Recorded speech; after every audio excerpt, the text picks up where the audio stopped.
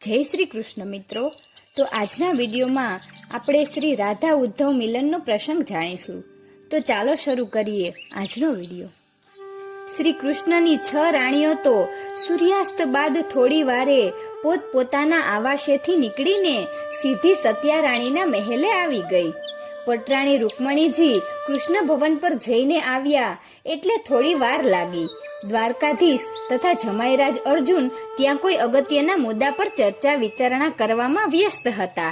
તેથી વધારે સમય ત્યાં ન રોકાતા તેમણે પ્રભુને એટલી જાણ કરી દીધી કે અત્યારે અમે સૌ સત્યાના મહેલે ઉદ્ધવજી સાથે જ્ઞાન ગોષ્ઠીનો કાર્યક્રમ ગોઠવ્યો છે. કંઈ કામ પડે તો ત્યાં માણસ મોકલજો યા કહેવડાવજો, હું આવી જઈશ. શ્યામ સુંદર સસ્મિત બોલ્યા, દેવી, તમે જે કાર્યક્રમ ગોઠવ્યો છે તે મારે મન એટલો મહત્વનો છે કે ગમે તેવું કામ પડશે તો પણ હું તમારા આનંદમાં ક્ષતિ નહીં પહોંચાડું. તમે નિશ્ચિંત થઈને જાઓ. નારદજી આજે રાત્રે સંત શિબિરમાં જ રોકાવાના છે અને હું પાર્થ સાથે આજે મોડે સુધી વાતો કરવાનો છું, એટલે તમે નિરાંતે જાઓ. અમે અહીં જ બેઠા છીએ. તમે પાછા આવો ત્યારે અહીં થઈને જ જજો. ધનંજયને પણ તમારી સાથે આ જ બાબતમાં થોડી ગોષ્ઠી કરવી છે. કેમ, ખરું ને? પ્રભુએ અર્જુનને પૂછ્યું. સહેજ મલકીને કોંતેયે સંમતિ સૂચક મસ્તક નમાવ્યું. રૂકમણી સત્યાના મહેલે આવી ત્યાં સુધી રસ્તામાં એ જ વિચારતા રહ્યા કે ધનુર્ધર અર્જુનને અમારી આ જ્ઞાન ગોષ્ઠી સાથે શો સંબંધ? એ રાધાજીને ક્યાંથી ઓળખે? કંઈ સમજાતું નથી. પણ આ તો નટખટ નંદકિશોર છે, એમનું ભલું પૂછવું જોઈએ. અર્જુનજી શું કહે છે? એમ વિચારતા વિચારતા તે સત્યાના મહેલે પહોંચ્યા ત્યારે ઉદ્ધવજી ત્યાં આવી ગયા હતા. સૌ આનંદ પ્રમોદથી વાતો કરતા હતા અને તેમના જ આગમનની પ્રતીક્ષા કરતા હતા. રૂકમણીએ ઉદ્ધવના પ્રણામ સ્વીકાર્યા અને એ યથાસ્થાને બિરાજ્યા. પછી ધીરે રહીને સત્યભામાએ શરૂ કર્યું. દિયરજી, આજે અમે તમને અત્રે સહેતુક તેડાવ્યા છે. અમારા સૌના મનમાં છેલ્લા કેટલાક સમયથી એક એવી જિજ્ઞાસા જાગૃત થઈ છે જેની સંતૃપ્તિ કાં તમે કરી શકો એમ છો કાં તમારા ભાઈ. તમારા 2 સિવાય આ દ્વારિકામાં બીજું કોઈ એવું નથી કે જેની આગળ અમે અમારી આ ઈચ્છા પ્રગટ કરી શકીએ. તમે તો જાણો છો કે તમારા ભાઈની માનસિક સ્થિતિ છેલ્લા કેટલાય સમયથી એવી છે કે એમને આવું કંઈ પૂછવાની અમારામાંથી કોઈની હિંમત નથી ચાલતી.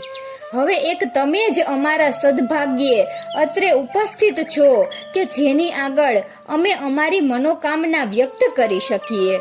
બાકી તો એમ લાગે છે કે અમારી મનની મનમાં જ રહી જશે અને અમારે જે જાણવું છે તે કોઈ અમને નહીં જ જણાવે. સત્યભામાએ આટલી ભૂમિકા બાંધીને છેલ્લે એવો નિશાસ નાખીને વાતાવરણ જમાવ્યું કે ઉદ્ધવ જેવા શ્રી કૃષ્ણ સખા અને પ્રેમ ભક્તિથી પોતાના માનનીય ભાભીશ્રીની આ મનોવેદના જોઈ ન ગઈ. આટલા વર્ષોમાં ભાગ્યે જ પોતાની સાથે 2-4 શબ્દોની આપલે જેમણે કરી હશે એવા આ માનુનીને જાજવલ્યમાન રાણી સત્યભામાની હૃદયસ્પર્શી રજૂઆતે ઉદ્ધવજીનું હૈયું ગદગદ કરી નાખ્યું. એમણે એક ઉડતી નજર મોટા ભાભી રૂકમણીજી પર નાખી અને પછી વારા ફરતી સૌના મુખારવિંદ પર દ્રષ્ટિ દોડાવી તો તરત એમને ખ્યાલ આવી ગયો કે સત્યભામાની વાત સાથે સૌ કોઈ સહમત છે. સૌને પોતાની પાસેથી કંઈક જાણવાની તીવ્ર અભિપ્સા છે. પોતાના સ્વામીનાથને જે વાત પૂછતા સૌને સંકોચ થતો હતો તે કોઈ સામાન્ય કે દુન્યવી બાબત તો નહીં જ હોય એટલું સમજી જતા પરમ જ્ઞાની ઉદ્ધવજીને વાર ન લાગી.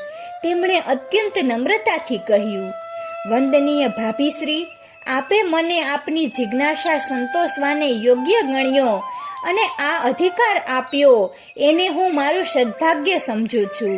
હું જાણતો નથી કે આપે સૌના મનમાં એવી તે સી જિજ્ઞાસા જાગૃત થઈ છે કે આપ સૌ આટલા વ્યથિત થઈ ગયા છો. પરંતુ જો આપના કહેવા મુજબ આપની જિજ્ઞાસા સંતૃપ્ત કરવા જેટલી માહિતી મારી પાસે હશે અને કહેવામાં કોઈ મર્યાદા ભંગ નહીં થતો હોય તો હું વચન આપું છું કે હું જે કંઈ જાણતો હોઈશ તે આપને અવશ્ય કહીશ. હવે આપ સહેજ પણ વિલંબ કર્યા વિના મને કહો કે આપને મારી પાસેથી શું જાણવું છે. પ્રભુ ભક્ત ઉદ્ધવજીની વિવેકયુક્ત નમ્ર વાણીથી સૌ પ્રભાવિત થઈ ગયા. એમનું વાકચાતુર્ય અને વ્યવહાર દક્ષતા આટલા ટૂંકા વક્તવ્યમાં પણ પ્રગટ થયા વિના ન રહ્યા. એ જોઈ રૂકમણીજીને સવિશેષ આનંદ થયો. સૌના વતી એમણે જ હવે પેલી જિજ્ઞાસા અભિવ્યક્ત કરવાનું યોગ્ય સમજ્યું. પ્રિય ઉદ્ધવ, પ્રભુના બાળ સખા, પરમ ભક્ત અને જ્ઞાની મિત્ર જેવા તમને આજે થોડું કષ્ટ આપવાની અમે જે ધૃષ્ટતા કરી છે તે બદલ પ્રભુ અમને માફ કરે એટલી અભ્યર્થના સહ હવે હું તમને અમારા સૌના મનમાં જે જિજ્ઞાસા છે તે અભિવ્યક્ત કરું છું. અમારે પ્રભુના બાળ સખી, વ્રજવાસી, ગોલોકેશ્વરી શ્રી રાધાજી વિશે કેવળ એટલું જ જાણવું છે અને તે પણ બીજા કોઈ માનવીય આશયથી કે દુન્યવી ભાવથી નહીં. એમના પ્રત્યે પૂર્ણ આદર, સન્માન અને ભક્તિ ભાવથી જાણવું છે કે શ્રી કૃષ્ણના ચિર વિરહની વેદના એ કેવી રીતે સહન કરી રહ્યા છે. એ સી રીતે પોતાના પ્રાણેશ્વર ગોલોકેશ્વર પ્રભુનો સુદીર્ઘ વિયોગ જીરવી રહ્યા છે. અને અમારા સાંભળવા મુજબ તમે એમને 1-2 વાર પ્રત્યક્ષ મળ્યા છો ત્યારે તમારી ને એમની વચ્ચે કયા પ્રકારનું વૈચારિક આનંદ પ્રદાન થયું છે એ વિશે જો તમને વાંધો ન હોય તો અમને જે કહેવા જેવું છે તે કહેવાની કૃપા કરો. તમને કદાચ ખબર નહીં હોય કે છેલ્લા 8-10 દિવસથી દ્વારિકાના રાજમહેલમાં તમારા ભાઈના અનુગ્રહ અને અનુકંપાથી અમને સૌને પ્રભુના આહલાદીની શક્તિ અને પ્રેમ લક્ષણા ભક્તિ સ્વરૂપા વૃષભાણ નંદિનીના જીવન વિશે અને એમની બંનેની કેટલીક વ્રજ લીલાઓ અંગે ખૂબ સુંદર અને અનુપમ માહિતી વિવિધ સુપાત્રો દ્વારા પ્રાપ્ત થઈ છે. પરંતુ એમાંની મોટા ભાગની માહિતી તો વ્રજેન્દ્ર નંદન નંદનંદન શ્રી શ્યામ સુંદર એમની સાથે નંદગાંવ વૃંદાવનમાં રહેતા હતા તે સમયની છે.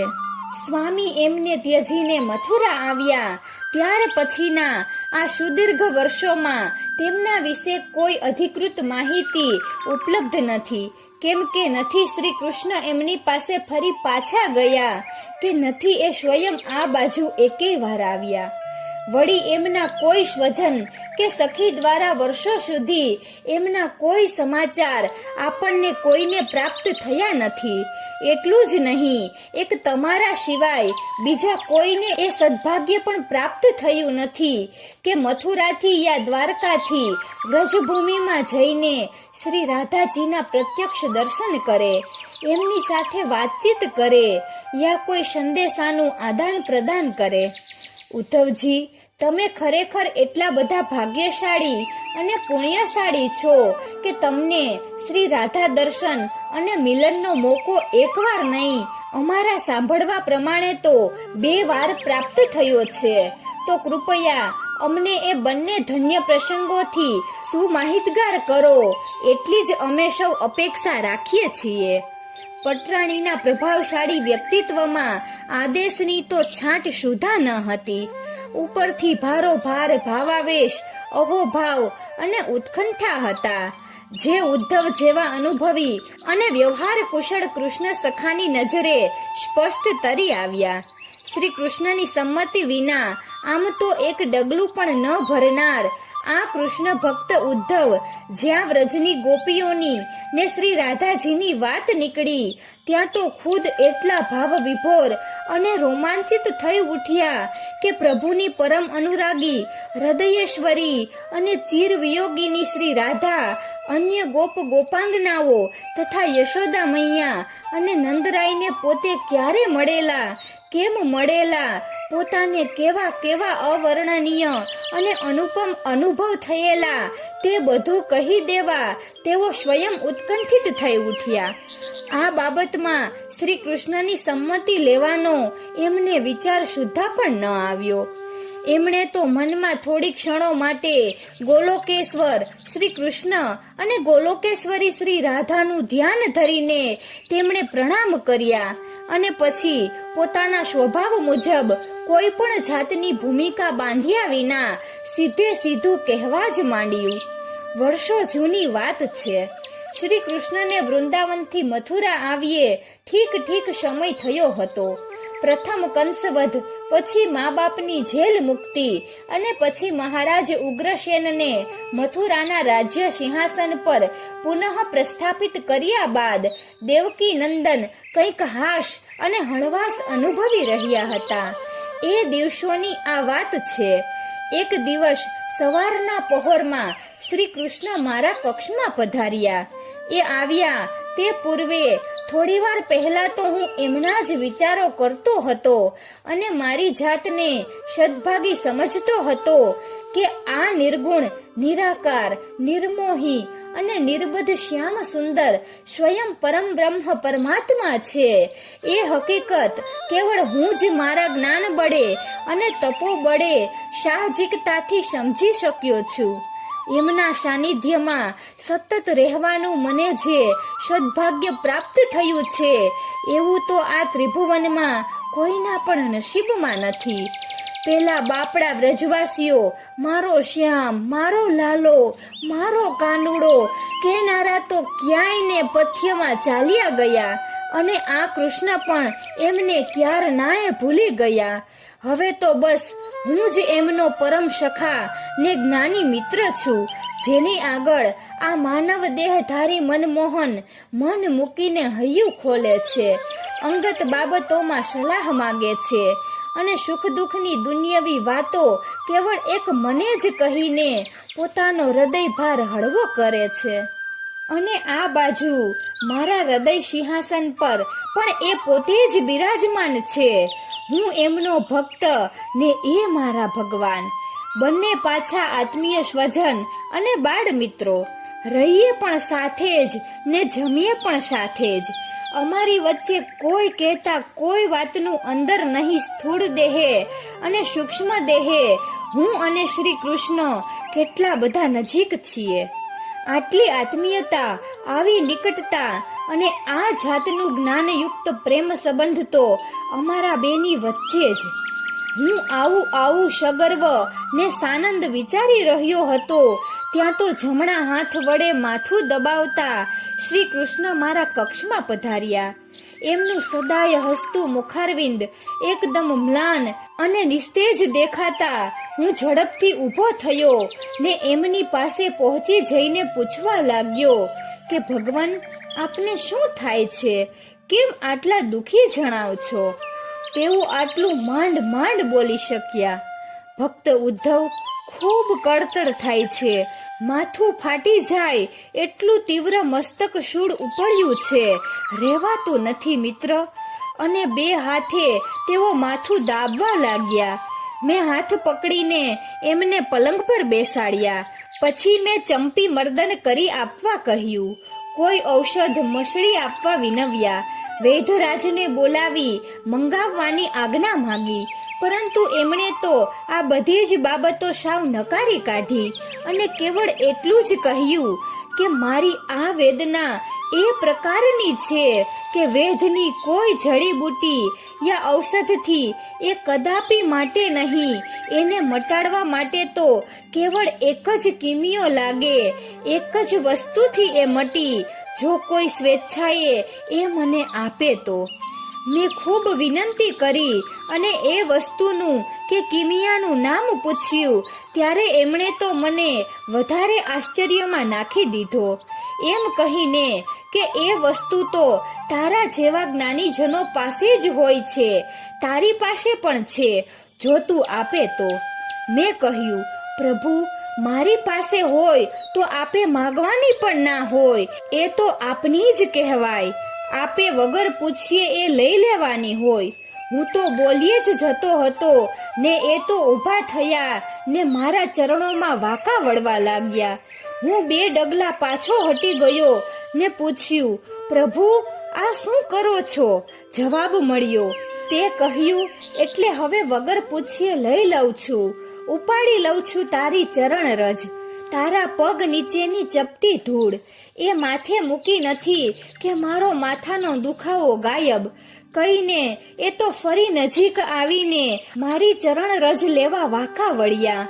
હું એકદમ પલંગ પર બેસી ગયો ને બોલ્યો, ભગવાન, મારા પગ નીચે ચગદાયેલી ચપટી ધૂળ અને તે આપના મસ્તક પર? છી છી છી, આવો પાપ હું શી રીતે કરી શકું? આપ મને નરકમાં ધકેલી દેવા માંગો છો? આ ન બને પ્રભુ, કદાપી કાળે ન બને. ઉપરથી આપની ચરણરજ મારા મસ્તક પર શોભે કહીને મેં 2 હાથ જોડ્યા. ત્યારે તે બોલ્યા, તને જો નરકમાં જવાનો ડર હોય તો પછી હું કોઈ બીજાના પગની ચપટી ધૂળ લઈ લઉં. ગમે તેના પગની રજ ચાલશે, પછી એ સ્ત્રી હોય કે પુરુષ. શરત એટલી કે એ વ્યક્તિ તને સમજીને આપે, જાણી જોઈને આપે કે એના પગની ધૂળ શ્રી કૃષ્ણના માથે ચડવાની છે. ઉદ્ધવ, જા, દોડ જલ્દી, લઈ આવ ચપટી ધૂળ. મારું દર્દ તો વધતું જાય છે, હવે તો નથી રહેવાતું. હું માથા પર પીછોડી બાંધીને અહીં તારા પલંગમાં જ સૂઈ રહું છું. તું ઝટ પાછો આવજે, પણ ધૂળ લીધા વિના પાછો ન આવતો. ઓહ, નથી રહેવાતું રે કહીને એ તો મારી પીછોડી માથે બાંધીને પલંગમાં સૂઈ ગયા ને હું દોટ મૂકીને ભાગ્યો. ભાભીશ્રીઓ, હું તમને મારી દશા શું કહું? એક ચપટી ધૂળ માટે હું ક્યાં ક્યાં નથી ગયો. આખી મથુરા ખૂંદી વળ્યો, ગલીએ ગલીએ, શેરીએ શેરીએ, મહોલ્લે ફળીએ ઘૂમ્યો, ઊભે રસ્તે બૂમો મારી, પ્રત્યેક નર નારીને વિનવ્યા, પરંતુ યદુનંદન યાદવ કુળ શિરોમણી શ્રી કૃષ્ણ માટે ચપટી ચરણ રજ આપવા કોઈ કહેતા કોઈ તૈયાર ન થયું. તે ન જ થયું. ઉપરથી આવું ઘોર પાપ કરવાના પ્રવૃત્ત થયેલા મને કેટલાક જ્ઞાતિજનોએ, સંત પુરુષોએ અને ગુરુજનોએ તો સખત ઠપકો પણ આપ્યો. હું મથુરાની બહાર નીકળી ગયો. શ્રી કૃષ્ણના આદેશનું પાલન તો કરવું જ રહ્યું. ચરણ રજ લીધા વિના હું શું મોં લઈને પાછો જાઉં? હું તો આશામાં ને આશામાં આગળ ચાલતો જ રહ્યો અને બપોર ઢળતા તો પહોંચી ગયો વ્રજભૂમિમાં. કોઈને પૂછ્યું તો ખબર પડી કે આ તો વૃંદાવન છે. એટલે મારી આશા પુનઃ સતેજ થઈ. મેં દૂરથી એક ગોપી વૃંદને મારી તરફ આવતું જોયું. અરે, આ તો કનૈયાની જ બાળ સખીઓ, એના જ પ્રેમની પ્રતિમાઓ અને એના માટે પ્રાણ નોછાવર કરવા તત્પર થયેલી વ્રજ સુંદરીઓ. સારું થયું કે એ અભણ ને અજ્ઞાન ગોપીઓ મને રસ્તામાં મળી ગઈ. એ ગોવાલણોને અકલ બકલ હશે જ નહીં કે એમના પગની ધૂળ શ્યામ સુંદરના માથે મુકાય તો 7 જન્મ સુધી રૌરવ નરક ભોગવવા જેટલું પાપ લાગે. એ તો ભોળપણમાં ને ગાંડપણમાં જાણી જોઈને અને સમજી બૂજીને એમની પગ રજ આપી જ દેશે ને મારું કામ થઈ જશે. મેં મોટેથી બૂમ પાડી, વ્રજભાનુ તનયા, રાધા, ઓ કિશોરી! અને મારી બૂમ સાંભળી નથી કે એ બધી દોડતી મારી પાસે આવી. એમાં જેમનું નામ શ્રી રાધા હતું તે વૃષભાણ નંદિની આગળ આવ્યા અને બોલ્યા, મારું નામ રાધા, બોલો શું કામ છે? હું તો જોતો જ રહી ગયો. આહા, કેટલું પ્રબળ વ્યક્તિત્વ, કેવો ટટ્ટાર સીનો અને કેટલું માધુર્ય સભર મુખારવિંદ! આ છે શ્રી કૃષ્ણના બાળ સખી શ્રી રાધા. આટલું અનુપમ રૂપ સૌંદર્ય અને કમનીય દેહાકૃતિ મથુરાની હજારો યાદવ સુંદરીઓમાંથી ભાગ્યે જ કોઈ પાસે હશે.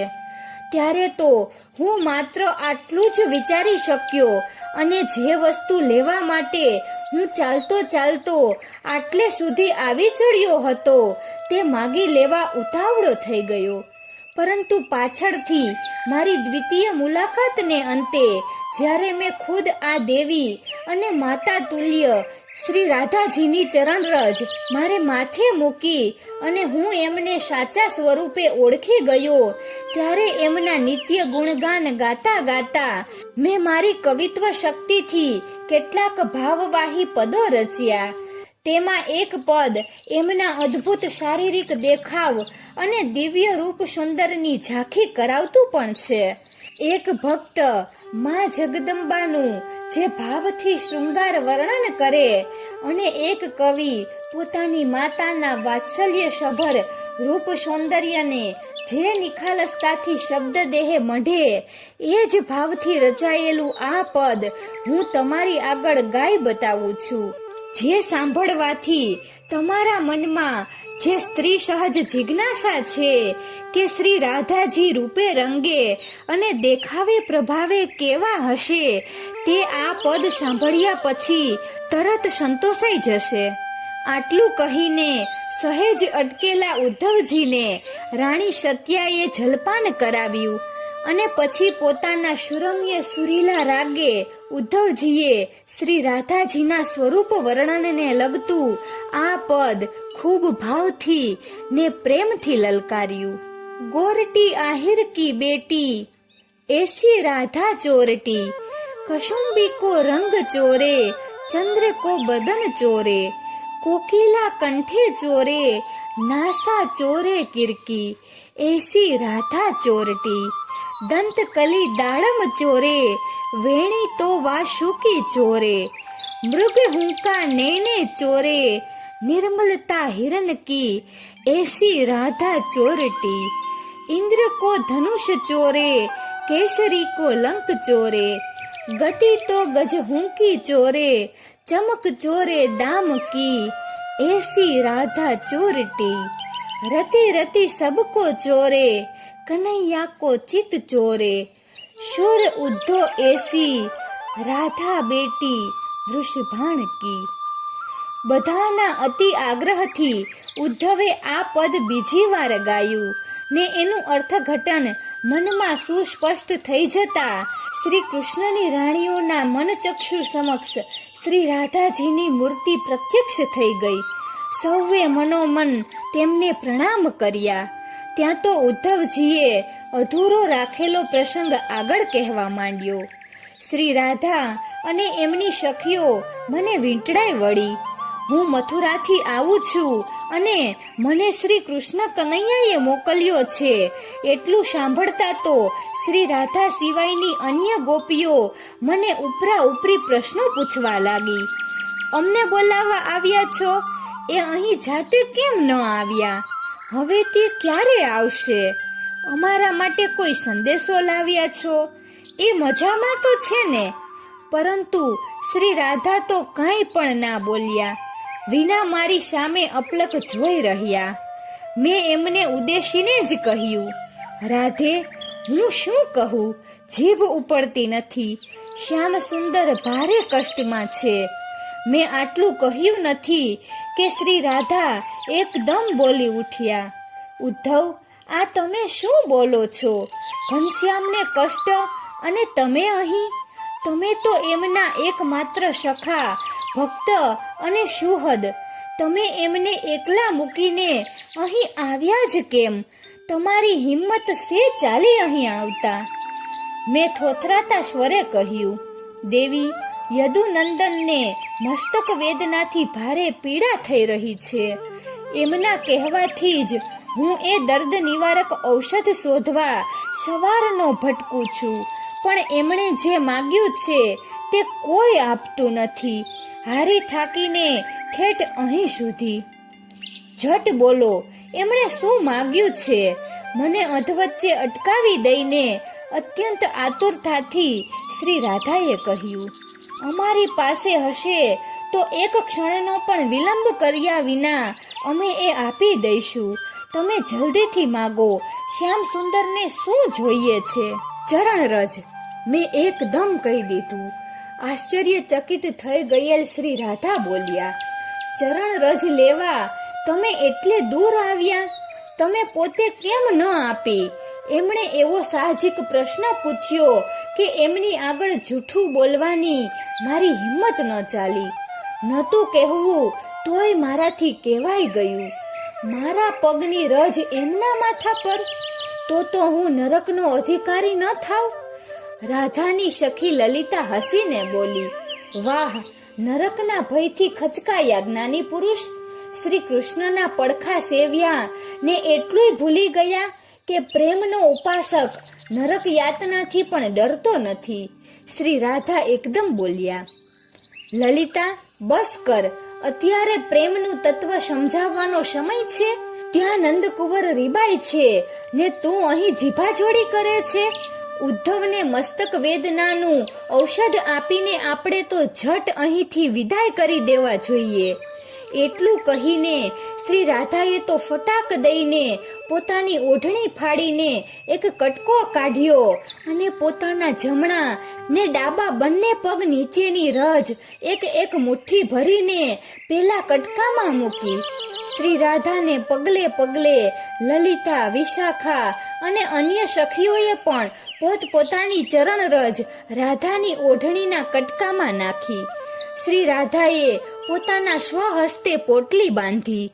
પોતાની બંને આંખે એ પોટલીનો સ્પર્શ કરીને એને હાથમાં મૂકતા તે બોલ્યા, ચાલતા જશો તો કોણ જાણે તમે ક્યારે પહોંચશો. ઉદ્ધવ, આ વિશાખા એના ભાઈ પાસેથી અશ્વ લઈને આવે છે. તમે મારતે ઘોડે મથુરા પહોંચી જાઓ.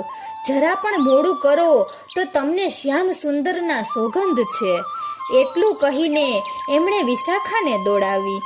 અશ્વ આવે એટલી ક્ષણોમાં ખૂબ ઝડપથી એમણે મને કહી દીધું, ઉદ્ધવ, કેવળ હું જ નહીં, અમારામાંથી કોઈ પણ ગોપી નરકના ભયથી ડરતી નથી.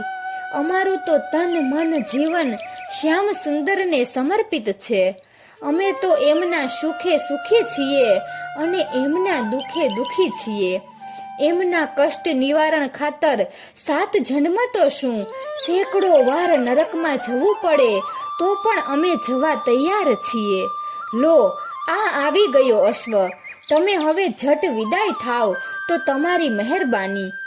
અને ભાભીશ્રીઓ, ચરણ રજની પેલી પોટલી ખોળામાં મૂકીને મેં અશ્વ દોડાવી મૂક્યો. થોડે જ દૂર ગયો હોઈશ ને ત્યાં તો મારી જ્ઞાન ગર્વયુક્ત બુદ્ધિમાં ઝબકારો થયો. વ્રજ રજનો પ્રભાવ ગણો કે શ્રી રાધાજીની ચરણ રજનો ચમત્કાર સમજો, પણ મારો જ્ઞાન ગર્વ એકદમ ગળી ગયો. મને ભાન થઈ ગયું કે સવારે મને શ્રી કૃષ્ણના એકમાત્ર સખા તરીકેનું અને એમના જ્ઞાની ભક્તો હોવાનું જે ગુમાન થયેલું તે ઉતારી નાખવા માટે જ નંદ કિશોરે આ લીલા કરી છે. નરકના ભયથી પણ ન ડરનારી આ શ્યામ ઘેલી સુંદરીઓએ મારું જ્ઞાન ગુમાન એક પળમાં ઓગાળી નાખ્યું. હું મહેલે પહોંચ્યો ત્યારે અનુચરોએ મને જાણ કરી કે મારા ગયા પછી થોડી જ વારે દેવર્ષિ નારદ ત્યાં આવી ચડેલા અને શ્રી કૃષ્ણે એમની સાથે હસી હસીને ક્યાંય સુધી વાતો કરેલી. મારી ઠીક રાહ જોયા પછી એ બંને અહીંથી મુખ્ય મહેલ તરફ આનંદથી વાતો કરતા ગયા. મેં અંદર જઈને જોયું તો શ્યામ મારી પીછોડી પલંગ પર મૂકતા ગયા. મેં એ પીછોડી હૃદય સાથે ચાપી દીધી. પેલી ચરણ રજ શ્યામને આપવાની હવે મને જરૂર લાગતી ન હતી. મારી પીછોડીમાં એ ચરણ રજવાળી પોટલી પ્રેમથી બાંધી દઈને એક યાદગાર સંભારણા રૂપે મેં જ એને કાયમે માટે રાખી લીધી. ઉદ્ધવજીએ શ્રી રાધા સાથેના એના મિલનનો પ્રથમ પ્રસંગ પૂરો કર્યો ત્યાં રાત્રિનો પ્રથમ પ્રહર પણ પૂરો થવાની જાણ કરતી આલબેલ સંત્રીએ પોકારી. પહેલો મિલન પ્રસંગે એટલો રસપ્રદ અને હૃદયસ્પર્શી હતો. દ્વિતીય મિલન પ્રસંગ તો કેવો ભવ્ય અને આહલાદક હશે એની કલ્પનાથી સૌ રોમાંચિત થઈ ગયા. ઉદ્ધવે વચ્ચે જ કહી દીધું હતું કે દ્વિતીય મુલાકાતને અંતે હું એ દેવીને સાચા સ્વરૂપે ઓળખી શક્યો અને મેં માતા તુલ્ય એ જગદંબાની ચરણરજ માથે ચડાવી. એ એક જ વિદ્યાને સૌના હૃદયમાં એવી ઉત્કંઠા અને ઉત્તેજના જગાડી હતી કે હવે એ દ્વિતીય મિલન કથા સાંભળ્યા વિના આજે કોઈ ઊંઘી શકે એમ હતું જ નહીં.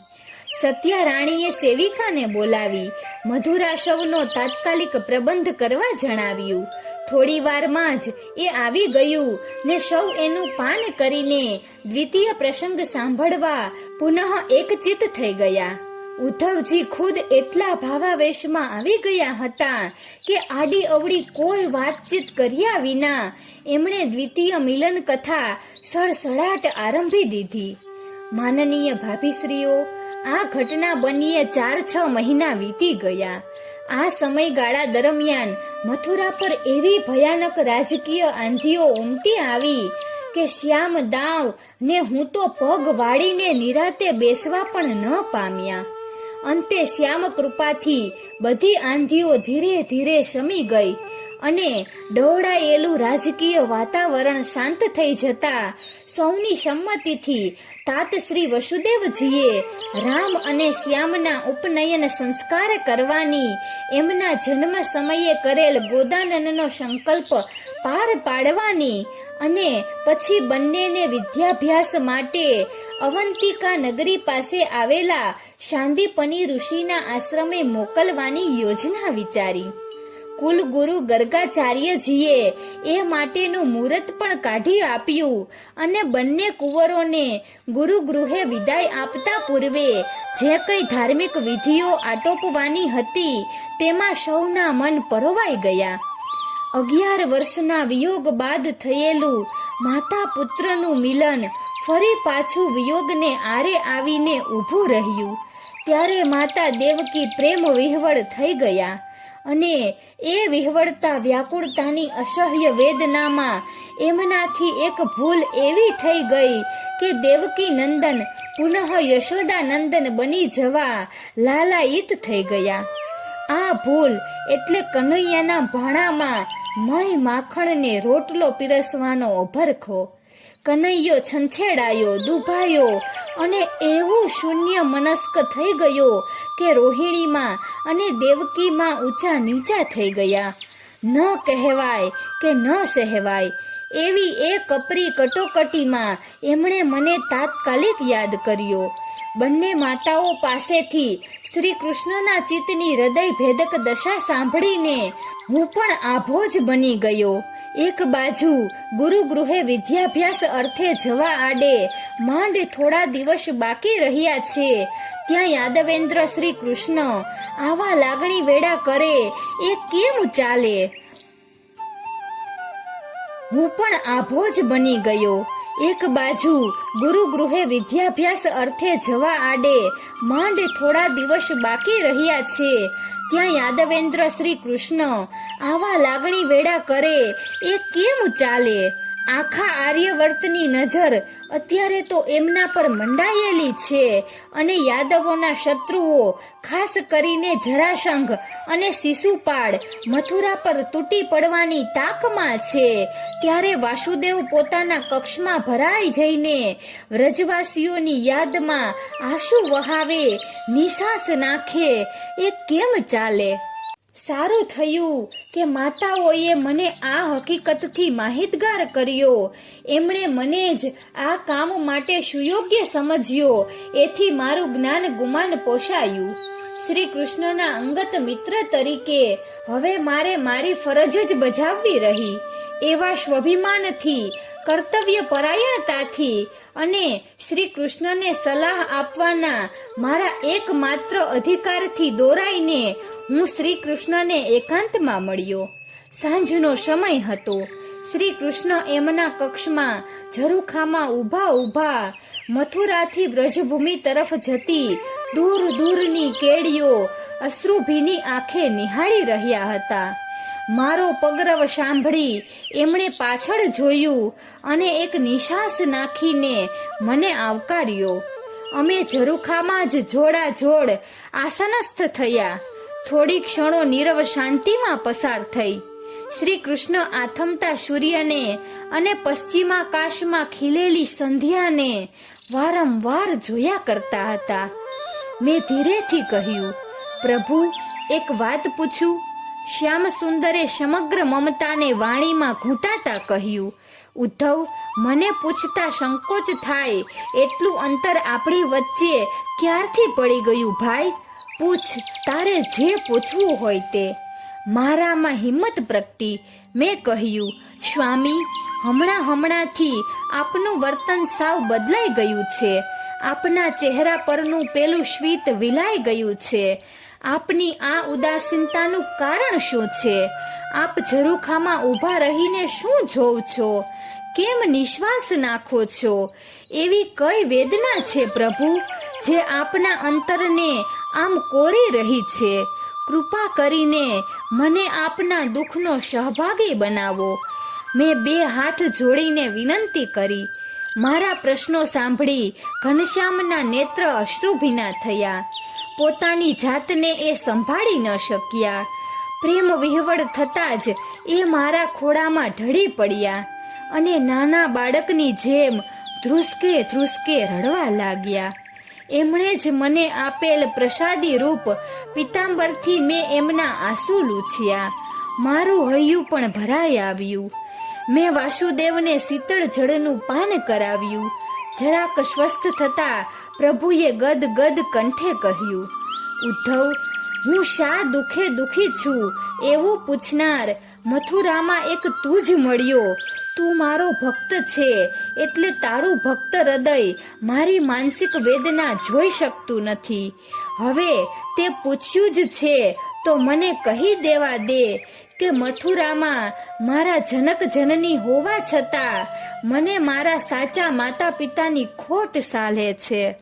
બાલ્યાવસ્થા જેમના વાત્સલ્ય હેઠળ ગુજારી ને નંદબાવા અને યશોદા મૈયાની હવે મને રહી સહીને સતત યાદ આવે છે.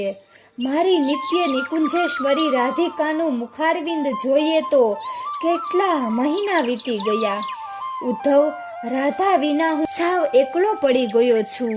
મને રાધા ખૂબ યાદ આવે છે. મારી વાલી ગંગી ગાય સાંભળે છે. મને જોયા વિના એ તો ખડ પણ નથી ખાતી. અને પેલી ગ્વાલ બાલો અને ગોપાંગનાઓ, એમના પ્રેમની તો હું શું વાત કરું. અમે બધા રોજ ગાયો ચરાવવા સાથે જંગલમાં જઈએ.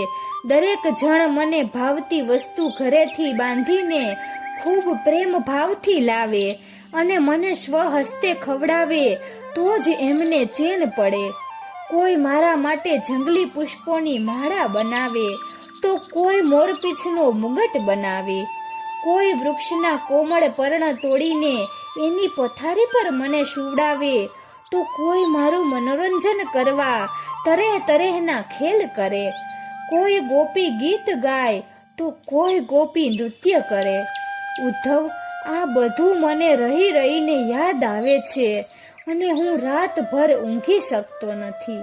બાલ્યાવસ્થાના સંસ્મરણોથી વ્યથિત વાસુદેવને મારી વ્યવહારિક જ્ઞાનથી આશ્વાસન આપવાનો પ્રયત્ન કરતા મેં કહ્યું, બાળપણ તો સૌને યાદ આવે બંસીધર. કોક નસીબદારને જ તમારા જેવું રંગીન ને સુખસભર બચપણ પ્રાપ્ત થાય, પરંતુ બાલ્યાવસ્થા સાથે બાંધી ન રખાય. જે છૂટી ગયું વીતી ગયું, ભૂતકાળ થઈ ગયું એને અલવિદા કહીને હવે વર્તમાન કાળ પ્રત્યે પૂર્ણ સભાનતાથી ધ્યાન આપવું જરૂરી ગણાય. આપ તો આર્યાવર્તની આંખ છો અવિનાશ. અનેક શકવર્તી ઘટનાઓના આપ સાક્ષી અને નિમિત્ત બનવાના છો. ત્યારે આપને આવી બાલિશતા, નિર્બળતા અને લાગણીશીલતામાં ડૂબી જવાનું કે ખોવાઈ જવાનું કેમ પાલવે યદુનાથ?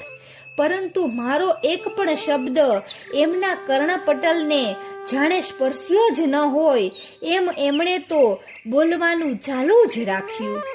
ઉદ્ધવ ભાઈ, સખા, હું ભોગનો ભૂખ્યો નથી, ભાવનો ભૂખ્યો છું. મથુરામાં મને 56 પ્રકારના રાજભોગ આરગવા મળે છે, પરંતુ સાચું કહું એમાં પ્રેમ ભાવ નથી. તેથી હું અહીં ભોજન કરવા બેસું છું, એક કોળિયો ભરું છું ને મને યશોદામાં યાદ આવે છે. આહા, કેટલા લાડ પ્યારથી એ મને જમાડતા હતા. અને રાધા, એને તો જાતે ખાવા કરતા મને ખવડાવવામાં જ અત્યંત આનંદ આવે. કાનાને શું ખવડાવવું ને શું ન ખવડાવવું એની ચિંતામાં સતત ખોવાયેલી રહે. ઉદ્ધવ, અહીં ગમે તેટલું સુખ હોય, સાહેબી હોય, પણ મારા આ 2 નિસ્વાર્થ સજ્જનો અને મારા પ્રેમ ભૂખ્યા ગોપ ગોપાંગના વગર તો સ્વર્ગનું સુખ પણ મને ફીકું લાગે. અને તેથી એમની યાદ મારા હૈયાને ભીતરથી કોરી રહી છે. મારા સાચા સ્નેહીજનોને સગા તો વ્રજમાં છે. કોઈ ભૂલ્યો ભટક્યો વ્રજવાસી, કોઈ ગોપ ગોપી મથુરામાં આવે છે કે નહીં તે જોવા હું આ ઝરૂખામાં કલાકોના કલાકો ઊભો રહું છું. ભાઈ, મારું તન મથુરામાં છે, પણ મન ગોકુળમાં છે. તું કહે છે તેમ બીજા બધાને તો બાળપણના બાળપાત્રો સમજીને ચાલ હું ભૂલી જાઉં, પરંતુ યશોદામાં અને રાધિકાને હું કેવી રીતે ભૂલી શકું? મારા વિયોગમાં એ બંને કેમ કરીને જીવતા હશે એ તો હું જ સમજું છું, કેમ કે એ બંનેને હું અત્યંત નિકટથી ઓળખું છું. આટલું બોલતા બોલતા પુનઃ ગળગળા થઈ ગયેલા યાદવેન્દ્ર ઊભા થઈ જઈને ઝરૂખામાં આંટા મારવા લાગ્યા ને જાણે સ્વગત બોલતા હોય એમ ભીત તરફ મોં રાખીને કહેવા લાગ્યા. યશોદા મૈયા તો નંદબાબા જોડે વાત કરીને હૈયું હળવું કરી લેતા હશે, પરંતુ મારી રાધાનું તો આ ધરતી પર મારા વિના બીજું છે પણ કોણ? એ તો મારા વિના સાવ એકલી, અટુલી ને નિરાધાર થઈ ગઈ હશે. કેમ કે એકલી એને જ ખબર છે કે હું વ્રજભૂમિ પર ફરી પગ મૂકવાનો નથી. ઉદ્ધવ, અન્ય સૌને તો હું ખોટું આશ્વાસન આપીને અહીં આવ્યો છું કે મારું કામ પતી જશે એટલે હું બને એટલો વહેલો વ્રજમાં પાછો આવીશ, પરંતુ રાધા આગળ હું જૂઠું કેમ કરીને બોલું? એને તો મેં સાચું જ કહી દીધું છે. અહીં આવવાની આગલી રાત્રે આખરી મિલનમાં મેં એને સ્પષ્ટ કહેલું કે રાધે, આ આપણું છેલ્લું ભૌતિક દૈહિક મિલન છે. મારી છાતી પર માથું મૂકીને આજે તારે જેટલું રડવું હોય તેટલું રડી લે. હું તારા આંસુ પી જઈશ. કાલથી રડવાનું બંધ. આંસુ જોનાર કે લૂછનાર કોઈ ન હોય તો વ્યર્થ રડવાનું શું કામ?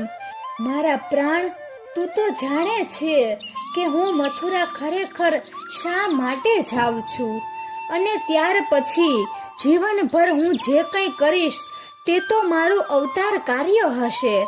એટલા માટે તો મેં માનવ દેહે અવતાર ધારણ કર્યો છે. પ્રિયે, તું મન કઠણ કરીને હવે અત્યારે જ મને વિદાય આપી દે. કાલે બધાયની હાજરીમાં તારાથી કદાચ આવજે, શરીર સંભાળજે ને મને સંભાળજે. શ્યામ, એટલું પણ નહીં બોલાય.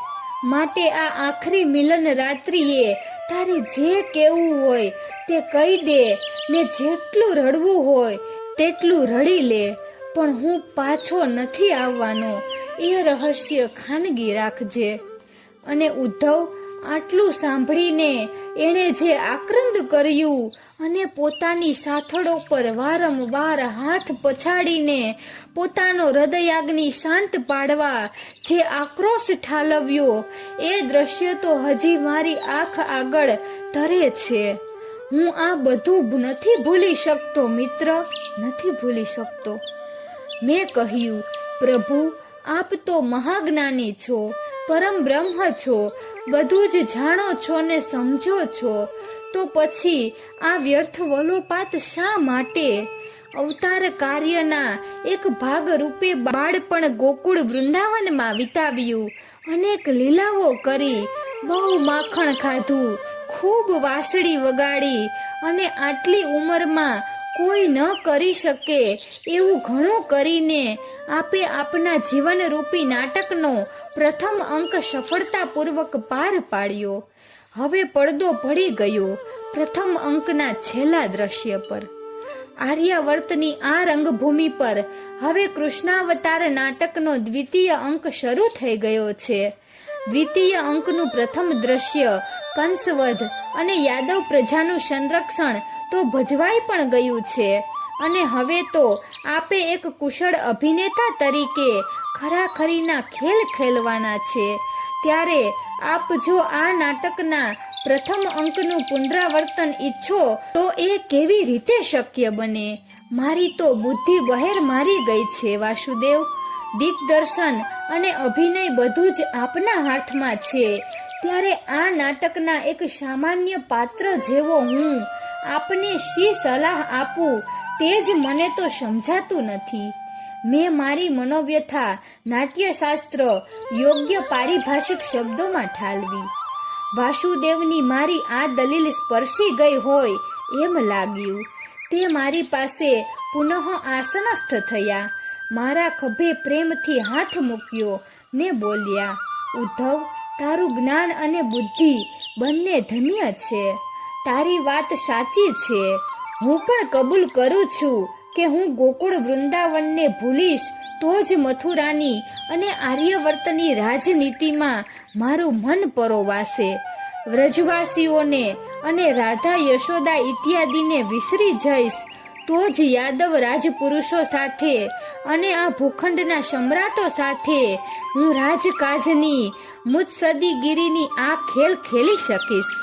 પણ ભાઈ, તું કહે છે તે ત્યારે જ શક્ય બને જ્યારે બધું મારા એકલાના હાથમાં હોય. મિત્ર, તું તો અનેક શાસ્ત્રોના વિદ્વાન છે અને માનસ શાસ્ત્રનો પણ પ્રખર અભ્યાસી છે.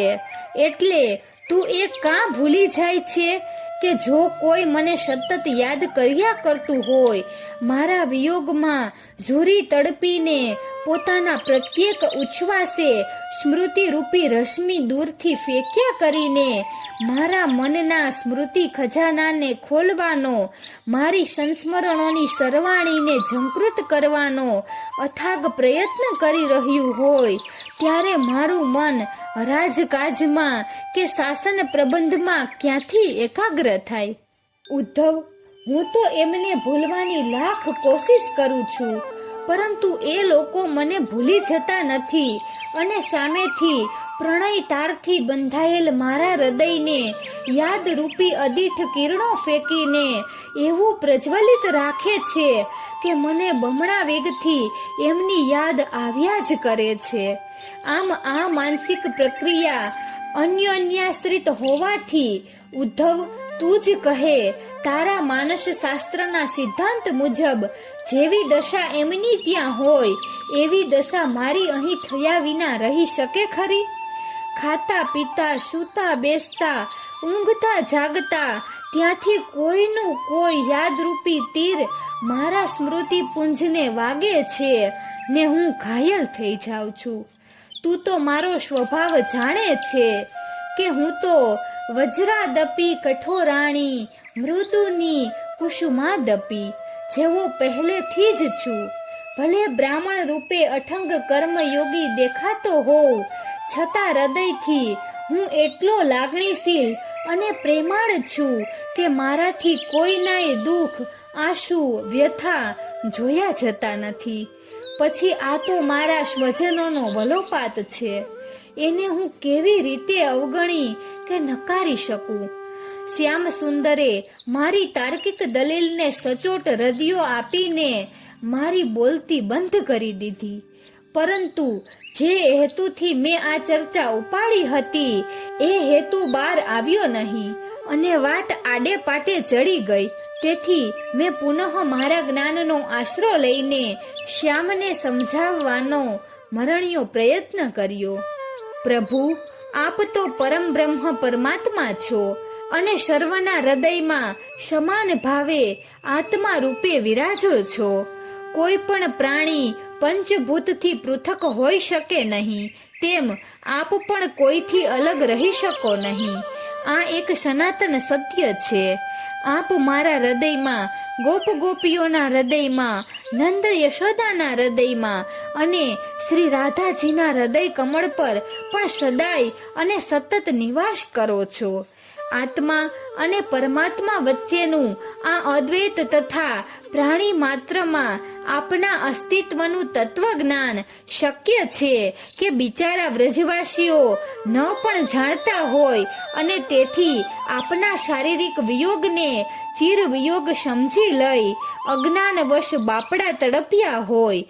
ગોકુળના એ ગમાર ગામડિયા ગોપ ગોપી આપને સાચા સ્વરૂપે ઓળખતા ન હોવાથી આપની સ્મૃતિને ઢંઢોળવાની ભૂલ કરે એ સ્વાભાવિક છે.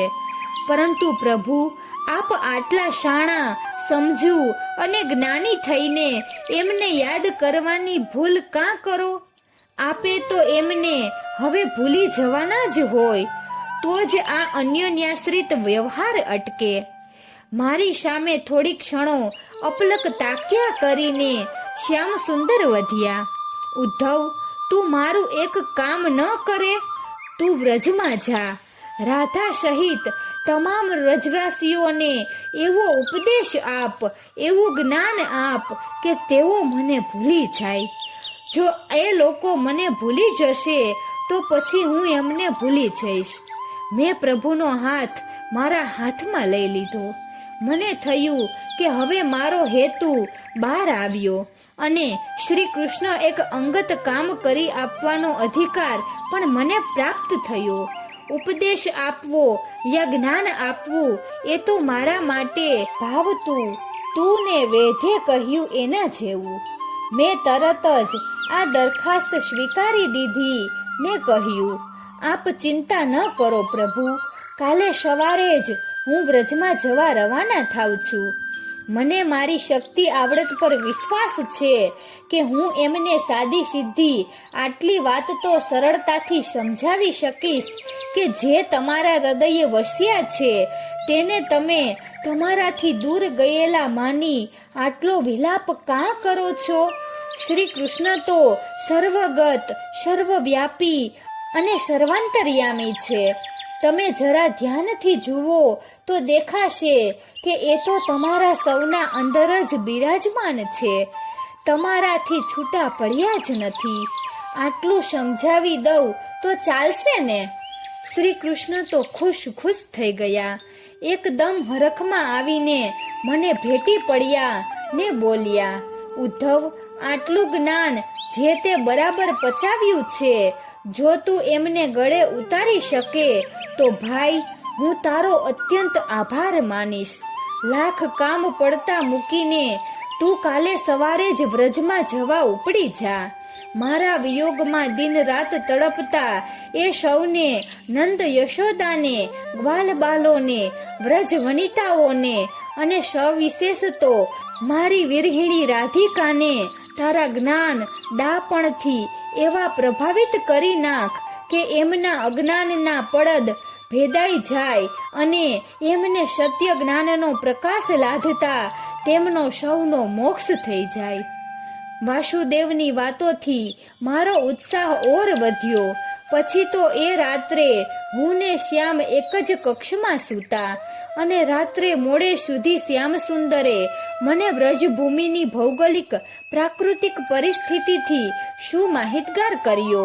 એટલું જ નહીં, એ વ્રજવાસીઓ સાથે ગાળેલા દિવસોના કંઈ કેટલાય સુખદ સંસ્મરણો કહી સંભળાવીને મારા મનમાં વ્રજનું વાતાવરણ ભરી દીધું.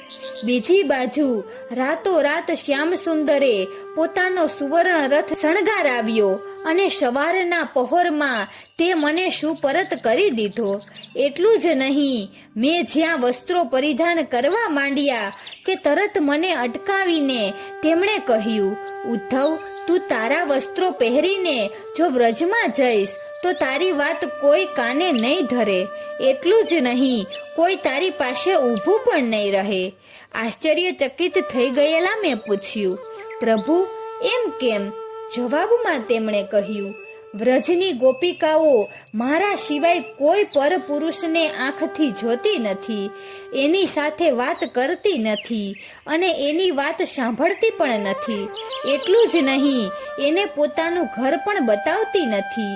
પણ જો તારા અંગ પર મારું પિતાંબર જોશે, તારા ગળામાં વૈજયંતી માળા જોશે, માથે મોરપીંછનો મુંગટ જોશે, તો એમને ખાતરી થશે કે આ અમારા કનૈયાનો જ કોઈ લાડકો સેવક છે. અને તો જ તેઓ તારી સામે જોશે ને વાતચીત કરશે. રાત્રે શ્યામ સુંદરે જે કેટલીક વાતો કહેલી તે તારા દિમાગ પર એવી છવાઈ ગઈ હતી કે અત્યારે એમણે જે સૂચન કર્યું તેમાં મને ભારોભાર તથ્ય લાગ્યું. હું એમની મરજીને અનુસર્યો. એમનું જ આપેલું પીળું પિતાંબર અને ઉપવસ્ત્ર ધારણ કરી એમની સન્મુખ ગયો. તેમણે સ્વહસ્તે મારા કંઠમાં વૈજયંતી માળા આરોપી, માથે મોરપીંછ મુંગટ મૂક્યો, કાનમાં કાચનારના પુષ્પો ખોસ્યા અને કપાળે સુંદર તિલક પણ કર્યું. પછી આ વેશભૂષાથી વિભૂષિત થયેલા મને ગળે લગાવીને અત્યંત ભાવ વિભોર થઈને બોલ્યા, અરે ઉદ્ધવ, તું તો અદલને અસલ મારા જેવો જ દેખાય છે. મારો ને તારો વાન પણ સરખો, વય પણ સરખી, વસ્ત્રો પણ સરખા ને આભૂષણો પણ સરખા. તને જોઈને સૌ ભૂલવામાં પડી જશે અને મારી યાદ આવતા જ એમનો સઘળો પ્રેમ તારા ઉપર ઉભરાઈ જશે. જોજે ને. એ તો બોલીએ જ જતા હતા, પણ મારું મન તો હવે જેમ બને તેમ જલ્દી વ્રજમાં પહોંચી જઈને જ્ઞાન પ્રદાન કરવા અધીરું થઈ રહ્યું હતું. મેં એમનો ચરણ સ્પર્શ કરી વિદાય માટે આજ્ઞા માગી. પ્રભુ પ્રેમ વિહવળ બની ગયા. મને છાતી સરસો ચાંપીને મારા ખભે મસ્તક ઢાળી દીધું. વ્રજભૂમિની યાદથી છલકાઈ ગયેલ એમની અશ્રુધારાથી મારો ખભો ભીજાઈ ગયો. શ્યામ સુંદરને સાંત્વન આપી હું રથ પાસે આવ્યો. અશ્રુભીની આંખે નંદકિશોર પણ મારી પાછળ પાછળ રથ સુધી આવ્યા. મેં સુવર્ણ રથમાં ચડવાની તૈયારી કરી. મુરલી મનોહરે મારી આંખમાં આંખ પરોવી મને જોયા કીધો. મારાથી એમની આ સ્થિતિ સહન ન થઈ. મેં કહ્યું, બસ ત્યારે પ્રભુ, હવે રજા લઉં. મારી પાસે ધસી આવી શ્રી કૃષ્ણ બોલ્યા, ઉદ્ધવ, સૌથી પહેલા મારા માતા પિતાને મળજે. એમને કહેજે કે તમારો લાલો તમને ભૂલી ગયો નથી, ઘડી ઘડી યાદ કરે છે ને રડે છે. ઉદ્ધવ, તું યશોદા મૈયાને મારી સ્નેહ યાદ આપીશ ને મારી વાતો કહીશ, ત્યાં તો એના હૈયામાં પ્યારનો એવો ઉભાર આવશે કે એની છાતીમાંથી દૂધડા ઝરવા માંડશે ને આંખથી આંસુડા વહેવા માંડશે. ઉદ્ધવ, યશોદા માં તો યશોદા માં જ છે. આવી માં કોઈને મળી નથી ને મળશે પણ નહીં. બોલતા બોલતા કાળી સ્ફટિક શિલા પરથી જેમ નિર્મળ ઝરણું વહી જાય તેમ શ્યામ સુંદરના શ્યામ કપોલ પરથી અશ્રુ ઝરણ વહેવા લાગ્યું. કંઠ ગદ ગદ થઈ ગયો. માતાની પવિત્ર યાદથી ને ભાવથી એમનું મુખ ભરાઈ ગયું. મારું આશ્ચર્ય વધતું જતું હતું કે વ્રજવાસીઓની યાદમાં આટલી હદે વાસુદેવ કંસ ચારુણને સંહારનાર દેવકી નંદન શ્રી કૃષ્ણ રડી પણ શકે છે. મેં કહ્યું, પ્રભુ, આપ ચિંતા ન કરો, હું નંદ યશોદાને સર્વપ્રથમ મળીશ. બસ કહીને મેં રથના પગથિયા પર પગ મૂક્યો. ત્યાં તો શ્યામ સુંદરે મારો હાથ પકડીને મને ઊભો રાખ્યો અને કરુણાસભર કંઠે તેઓ બોલ્યા, ઉદ્ધવ, માનો પ્યાર કેવો હોય તેનો સાચો ખ્યાલ તને યશોદા મૈયાની દશા જોઈને આવશે. એટલું જ નહીં, માના પ્યાર સાથે પિતાનો પ્યાર પણ ત્યાં જ જોવા મળશે. ભાઈ, મૈયા રડતી હશે અને આકુળ વ્યાકુળ થઈ ગયેલા નંદ બાવા એને છાની રાખવા ખોટું ખોટું ધમકાવતા હશે ત્યારે એ પોતે પણ મારી યાદમાં તો રડતા જ હશે. કોણ કોને આશ્વાસન આપે ને છાનું રાખે એવી વિચિત્ર પરિસ્થિતિ ઊભી થશે ત્યારે. મિત્ર, તું મારું એક કામ કરજે. તું તો ચિત્રકળાનો જાણકાર છે. મારા માતા પિતાના એ વાત્સલ્ય કલહનું હૃદયંગમન દ્રશ્ય, એમના મુખારવિંદના ભાવ, વહેતા આંસુ, આંગિક વાચિક અભિનય, એ બધું તું ફલક પર એવું આબેહૂબ દોરીને લાવજે કે એ જોઈને મારું હૈયું હળવું ફૂલ થઈ જાય. મારાથી હવે વનમાળીનો આ વલોપાત જોયો જતો નહોતો. એમના હાથમાંથી મારો હાથ પરાણે છોડાવીને હું ઝડપથી રથ પર ચડી ગયો. અશ્વોની લગામ હાથમાં લીધી ને રથ હંકાર્યો. રાજમહેલના મુખ્ય દ્વાર પાસે રથ પહોંચ્યો હશે ત્યાં તો શ્યામ સુંદરે જોરથી સાદ પાડીને દોટ મૂકી. ઉદ્ધવ, રથને ઊભો રાખ. મેં લગામ ખેંચીને અશ્વને અટકાવ્યા. શ્રી કૃષ્ણ દોડતા આવીને રથ પર ચડી ગયા અને ભ્રમર જેમ કાનમાં ગણગણે તેમ મારા કાનમાં ગુંજવા લાગ્યા. ઉદ્ધવ, ગૌશાળામાં જઈને તું મારી ગંગલી ગાયને ખાસ મળજે. કપડાં ઉતાર્યા વિના આને આજ વેશે સીધો એની પાસે જજે.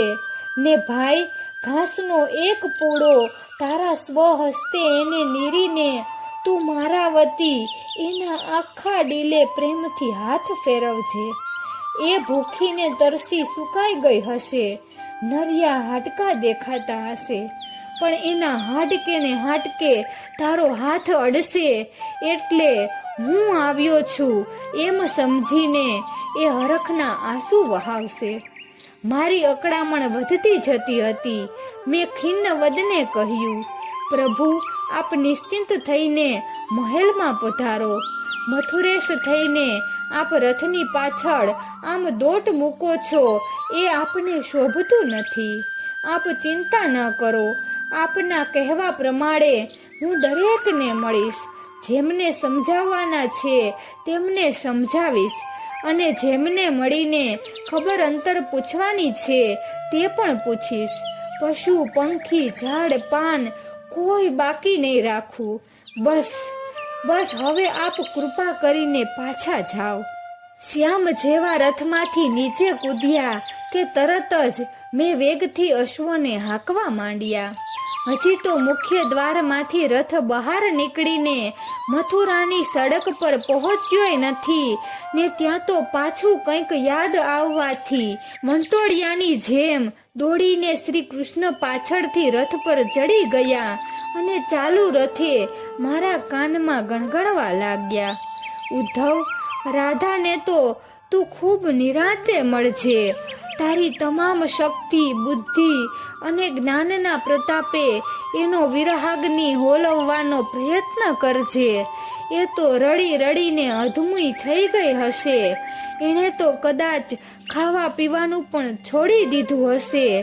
રાતભર મારી યાદમાં જાગતી પડી રહેતી હશે.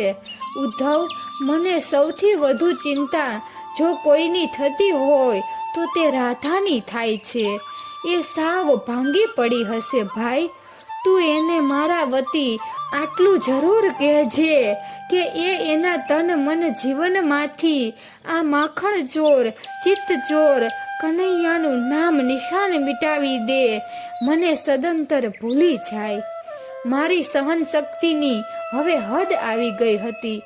રથની ગતિ અત્યંત ધીમી પડી દઈને મેં બે હાથ જોડીને એમને વિનંતી કરી કે પ્રભુ, રાતે તો આપે આ બધું મને વિગતવાર કહ્યું છે ને બે બરાબર યાદ રાખી લીધું છે, તો પછી વારંવાર એનું એ કહેવાની જરૂર ખરી? શ્યામ, વિશ્વાસ રાખો, હું રાધાને મળ્યા વિના હરગીજ પાછો નહીં આવું. બસ હવે મારા પર મહેરબાની કરો, મને આગળ વધવા દો ને આપ પાછા વળી જાઓ. આટલું કહીને મેં એમને હાથ પકડીને પરાણે પરાણે રથમાંથી નીચે ઉતાર્યા. હજી તો હું રથને સહેજ આગળ ધપાવીને પાછળ સ્વાભાવિક નજર જ કરું છું કે શ્યામ પાછા વળી ગયા કે નહીં. ત્યાં તો પવન વેગે તેઓ પુનઃ રથ પર ચડી ગયા ને વળી પાછી આને મળજે ને તેને મળજે એવી કાકલુદીઓ શરૂ થઈ ગઈ. મારી ધીરજ ખૂટી ગઈ. મેં એકદમ રથ થોભાવી દીધો અને જિંદગીમાં પહેલી વાર શ્યામ સાથે ઉપડતે સાદે વાત કરી. હું પાછો વળી જાઉં છું શ્યામ. હવે તો એમ કરો તમે જ જાઓ અને જેને જે કહેવું હોય તે મોઢ કહી આવો. મારાથી નહીં જવાય. એક પ્રહર તો આમને આમ પસાર થઈ ગયો. જુઓ તો ખરા દિવસ કેટલો ચડી ગયો છે. આમને આમ જો ચાલ્યા કરશે તો મધ્યાહને પણ હું અહીંથી નહીં નીકળી શકું. બોલો શું કરવું છે? મને આમ રોષમાં બોલતો જોઈને શ્યામનું મોં પડી ગયું. ભારે હૈયે તેઓ રથમાંથી નીચે ઉતરી પડ્યા ને નીચું મોં કરીને ચૂપચાપ રાજમહેલ ભણી ચાલવા માંડ્યા. મને તો દુઃખ થયું, પરંતુ આમ કર્યા વિના કાનુડાનું ગાંડ પણ છૂટવાનું નહોતું. મારી યુક્તિ કારગત નીવડી. મેં છુટકારાનો દમ ખેંચ્યો અને એક પળ પણ બગાડ્યા વિના મેં રથને વ્રજભૂમિની દિશામાં દોડવી મૂક્યો. આટલું કહીને ઉદ્ધવજી અટકી ગયા. પ્રસંગને એવી ચરમસીમાએ લાવીને એમણે મૂકી દીધો હતો કે સૌ નિસ્તબ્ધ ને નિશ્ચેતન થઈ ગયા હતા. ક્યારનોય અસ્ખલિતપણે વહેતો વાણી પ્રવાહ એકાએક અટકી ગયો, તો પણ એની કોઈ અસર શ્રોતા રાણીઓ પર ન રહી. એ તો એમને એમ અર્ધ મિચેલ નયને પછી શું થયું તે સાંભળવા શાંત બેસી રહી. થોડી ક્ષણો આ સ્થિતિમાં પસાર થઈ ગઈ. ત્યાં તો રાત્રિનો દ્વિતીય પ્રહર પૂરો થયાની સૂચના આપતી આલબેલ સાથે મુખ્ય દુર્ગના સંત્રીએ ઘંટનાદ કર્યો ને સૌ રાણીઓ તંદ્રામાંથી ઝબકીને જાગી ગઈ. ઉદ્ધવે રૂકમણીને કહ્યું, ભાભીશ્રી, આગળનો પ્રસંગ પછી કોઈ વાર નિરાતે કહેવાનો રાખીએ તો કેમ રહે? રાત્રિના 2 પ્રહર વીતી ગયા છે. આપ સૌને સુવાનો સમય પણ થઈ ગયો છે ને પ્રભુ ત્યાં એકલા કદાચ અકળાતા હશે. રૂકમણી એકદમ બોલી ઉઠ્યા, ના ના ઉદ્ધવ, તમે પ્રભુની ચિંતા ન કરશો. હજી 1 પ્રહર સુધી તેઓ જાગવાના છે અને અર્જુનની સાથે ચર્ચા વિચારણા કરવામાં નિમગ્ન છે. હું એમને કહીને જ આવી છું કે મારે પાછા વળતા મોડું થશે જ. તેથી તમે એ બાજુની ચિંતા છોડી દો. હવે અમારી વાત કહું તો સુવાનો સમય થયો હોય કે ન થયો હોય, પરંતુ આ પ્રસંગ પૂરેપૂરો સાંભળ્યા વિના અમારામાંથી કોઈને પણ ઊંઘ આવવાની નથી. પૂછી જુઓ, આમાંથી કોઈને અહીંથી ઉઠવાની ઈચ્છા છે? અને પટરાણીના સૂરમાં સૂર પરવતી 7 રાણીઓએ ઉદ્ધવજીને હૃદયપૂર્વક વિનંતી કરી કે થોડો વિશ્રામ લેવો હોય તો લઈને પણ તેઓ અત્યારે આ પ્રસંગ પૂરેપૂરો કહી જ દે. ઉદ્ધવ મનમાં હરખાયા. આખર તો આ પણ મારા પ્રભુની જ કોઈ લીલા છે એવું સમજીને એમણે સસ્મિત કહ્યું, તો બસ, મારે તો વિશ્રામની કોઈ જરૂર નથી. તમે કહો એટલે શરૂ કરું. ત્યાં તો અંદર ગયેલા સત્યા રાણી ઝડપથી પાછા આવ્યા ને બોલ્યા, હું ફળાહારની ને દુગ્ધપાનની વ્યવસ્થા કરાવીને આવી છું. એને ન્યાય આપીને આપ સૌ થોડા સ્વસ્થ થાઓ. પછી નિરાતે આપણે આગળનો પ્રસંગ દિયરજી પાસેથી સાંભળીએ. સૌએ સહર્ષ સંમતિ આપી એટલે અલ્પાહાર આવે ત્યાં સુધીમાં હાથમોં ધોઈ પુનઃ સ્વસ્થ થવા સૌ એક પછી એક ઉઠવા લાગ્યા. પ્રથમ મિલનથી નવ ગળ્યું ઉદ્ધવ જ્ઞાન ગુમાન, લીલા કરી લીલા ધરે પુનઃ વ્રજ પ્રસ્થાન. જ્ઞાન ધર્મ ને ભક્તિની અનુપમ આ દાસ્તાન, ઉદ્ધવ કૃષ્ણ ને રાધિકા નિજ પથ પર મસ્તાન. તો મિત્રો, આજનો આ પ્રસંગ અહીં પૂર્ણ થાય છે. તો આવતા વિડીયોમાં આપણે શ્રી ઉદ્ધવના જ્ઞાન ગર્વનું ખંડન એ પ્રસંગ વિશે જાણીશું. તો મિત્રો, તમને આ વિડીયો કેવો લાગ્યો જરૂરથી કમેન્ટ કરજો. જો સારો લાગ્યો હોય તો વિડીયોને લાઈક અને શેર કરજો અને અમારી ચેનલને જરૂરથી સબસ્ક્રાઈબ કરજો. વિડીયો અંત સુધી જોવા બદલ ખૂબ ખૂબ આભાર. જય શ્રી કૃષ્ણ. રાધે રાધે.